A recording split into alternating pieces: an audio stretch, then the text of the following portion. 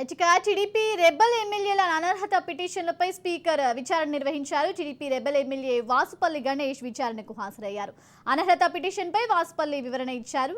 TDP పేదవాళ్లకు అన్యాయం చేస్తుందని, అందుకే పార్టీకి దూరంగా జరిగినట్లు తెలిపారు. తాను టీడీపీకి నమ్మక ద్రోహం చేశానన్న ఆరోపణలో వాస్తవం లేదన్నారు. స్పీకర్ ఏ నిర్ణయం తీసుకున్నా కట్టుబడి ఉంటానని స్పష్టం చేశారు.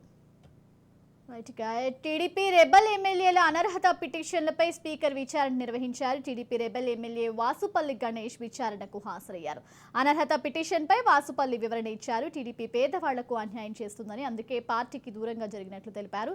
తాను టీడీపీకి నమ్మక ద్రోహం చేశానన్న ఆరోపణలో వాస్తవం లేదన్నారు. స్పీకర్ ఏ నిర్ణయం తీసుకున్నా కట్టుబడి ఉంటారని స్పష్టం చేశారు. టీడీపీ రెబల్ ఎమ్మెల్యేల అనర్హత పిటిషన్లపై స్పీకర్ విచారణ నిర్వహించారు. TDP rebel MLA Vasupalli Ganesh విచారణకు హాజరయ్యారు. అనర్హత పిటిషన్పై వాసుపల్లి వివరణ ఇచ్చారు. టీడీపీ పేదవాళ్లకు అన్యాయం చేస్తుందని, అందుకే పార్టీకి దూరంగా జరిపినట్లు తెలిపారు. తాను టీడీపీకి నమ్మక ద్రోహం చేశానన్న ఆరోపణలో వాస్తవం లేదన్నారు. ఓవరాల్ ఇదే అంశానికి సంబంధించి మరింత సమాచారం మా ప్రతినిధి రాజేంద్ర అందిస్తారు. రాజేంద్ర, అంటే టీడీపీకి సంబంధించి మధ్యాహ్నం అయితే ఇవాళ మధ్యాహ్నం స్పీకర్ కార్యాలయానికి ఎమ్మెల్యేలు వచ్చేశారు. అందులో భాగంగానే రెబల్ ఎమ్మెల్యే అయిన వాసుపల్లి గణేష్ కుమార్ వచ్చేసి మొత్తం అంటే అనర్హత పిటిషన్ పై వివరణ ఇచ్చారు.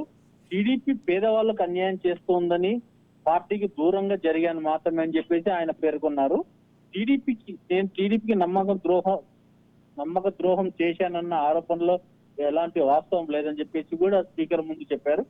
మొత్తానికి అయితే ఉదయం వచ్చేసి వైఎస్ఆర్ కాంగ్రెస్ పార్టీకి చెందిన రెబల్ ఎమ్మెల్యేలపై విచారణ జరిగింది. తర్వాత మధ్యాహ్నం 2:45 తర్వాత టీడీపీకి సంబంధించిన రెబల్ ఎమ్మెల్యేల మీద విచారణ జరిగింది. ఈ విచారణకు టీడీపీకి సంబంధించి రెబల్ ఎమ్మెల్యే వాసుపల్లి గణేష్ కుమార్ హాజరయ్యారు. మొత్తానికి అంటే స్పీకర్ దీనిపైన ఎలాంటి నిర్ణయం తీసుకుంటారో అనేది కూడా మనం కూడా వేచి చూడాల్సింది. Thank you Rajender.